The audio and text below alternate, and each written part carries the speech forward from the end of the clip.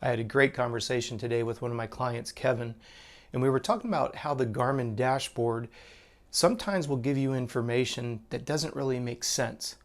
Let me elaborate. Kevin felt good. When he looked in the mirror, he didn't have dark circles under his eyes. When he was looking at his workouts for the last couple of days, he felt really good. But unfortunately, he woke up and his heart rate was artificially elevated. And what I mean by that is we know what his normal resting heart rate is, and it was elevated, and we couldn't justify it with any kind of exercise that he could have done the 2 to 3 days beforehand. We call that the tail of the snake is following the head. Some of you may know it as the rule of 48 hours. You feel the tenderness of a weightlifting session 2 days after you do it. That's the rule of 48 hours. Coming back to Kevin in his situation, he felt good, but he just noticed that the biofeedback indicators were showing that there was something that was amiss. Heart rate was elevated, as I mentioned, and it was up significantly. It was up 8 beats over his average. Now remember, you're looking at your biofeedback indicators, but you feel good. We started looking at his HRV.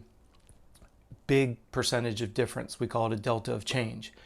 We noticed that his appetite wasn't what it normally is.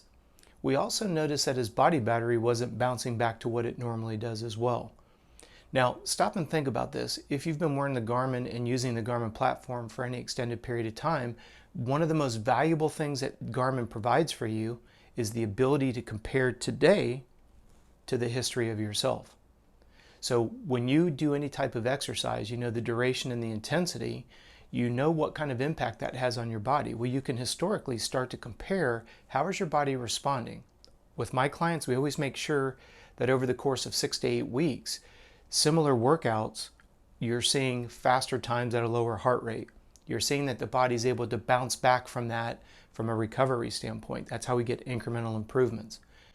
If we come back to the statement about this video, the numbers reflected something different than the way that the athlete was feeling. Stop and think about that. That's why I always say you have to trust the numbers when they tell you what you want to see and what you don't want to see, but you have to respect them the same on both sides of the equation.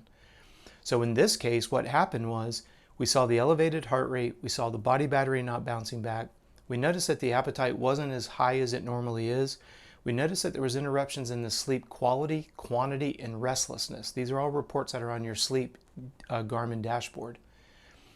What ended up happening was Kevin was coming down with a virus, but when he looks in the mirror, he doesn't see a problem. When he thinks about his last couple of days of exercise, he doesn't feel like he's coming under the gun of a virus. So this is where, and by the way, Kevin, he paid attention to the biofeedback indicators. He got a mild case of an infection. He got some sinus discharge. There was a little bit of discoloration. The discoloration in your sinus discharge is white blood cells that are dying. So if your mucus in your nose is light yellow, that's an infection. If it's dark green, that's a severe infection. But what was interesting was Kevin saw the biofeedback indicators showing that he was under the weather. He wasn't happy about it. He had just come back off of a couple weeks of traveling, and when you travel, it's very stressful on the human body. So now the immune system is suppressed. You're going in and out of gas stations, you're in and out of restaurants. Sure, the chances of picking up a microbe are quite high. Bringing it back full circle to this video here today, and I'm hoping that you'll watch it and you'll start looking at your Garmin with some real, open-mindedness to the idea that even though you may feel good and you may look good in the mirror, the biofeedback indicators from the Garmin are showing you that something is out of alignment. This is the beautiful part about it, because if you heed to the advice of the numbers, now by the way, we don't just take one number as the gospel. That's why we look at a multitude. We cross-germinate, we cross-validate. Should we adjust our training today? We don't just use one variable as the gospel. And I would encourage you to do the same thing.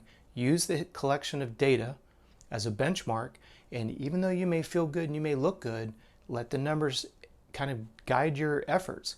And that may even mean not working out at all today. Maybe it means getting home, getting a good meal, Epsom salt bath, some trigger point therapy, go to bed early. That's what your body needs. You may give up today's workout, but if you get sick, you might lose several days, even a couple weeks. Be proactive on everything. Hopefully that helps shed some light. If your biofeedback indicators from Garmin are saying that you need to rest, heed the advice, okay? Remember, the Garmin is collecting your data. It's building a profile around yourself. I want to thank you for your time today here on this video. If you happen to have anything you'd like us to break down for you, do me a favor, send me an email, contact@coachrob.com. We're going to be putting videos up every day here on YouTube. I want to thank you again for your time today. Like and subscribe, and we look forward to seeing you tomorrow.